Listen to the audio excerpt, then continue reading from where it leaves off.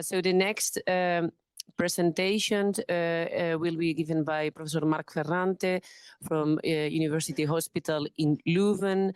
And as I told you at the beginning, the idea of this first BIRD GIEGS edition on IBD endoscopy is to go from the basics to the most complex. So in the cases, I think we are seeing actually very difficult situations, but in the theory and in the lectures that we are providing to you, we really want to provide with the basic information that we need to have to provide with high quality endoscopy in IBD patients. And so this lecture that we asked Marc, and thank you so much, Marc, because we know it was a bit last minute, it was about scoring systems in IBD. So thank you so much, and the floor is yours, Marc.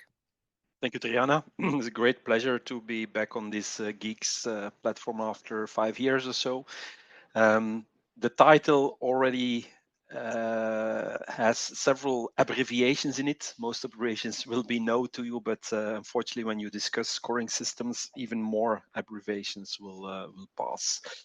So first of all, I would like to thank also the 3 sponsors that we also last minute approached and that were willing to help us out with setting up this masterclass.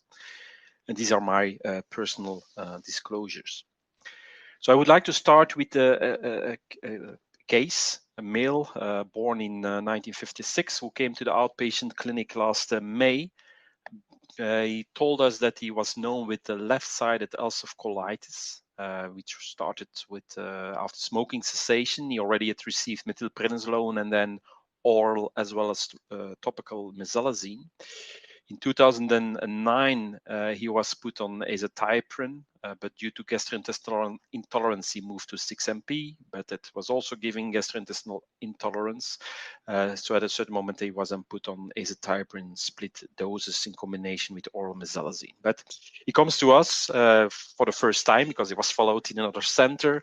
And in March 2025, he had developed some rectal blood loss, for which beclomethasone dipropionate was added, and they had made a suggestion towards the patient that maybe an advanced therapy, and they even had suggested an anti-TNF should be started. And that's the main reason why he comes to us, to ask whether it is really the best way to go or whether there are alternatives for the anti-TNF. I did not find back why they went for an anti-TNF and why not Veto or ustekinumab. So of course, the first thing that you want to do then is to look, okay, what information do we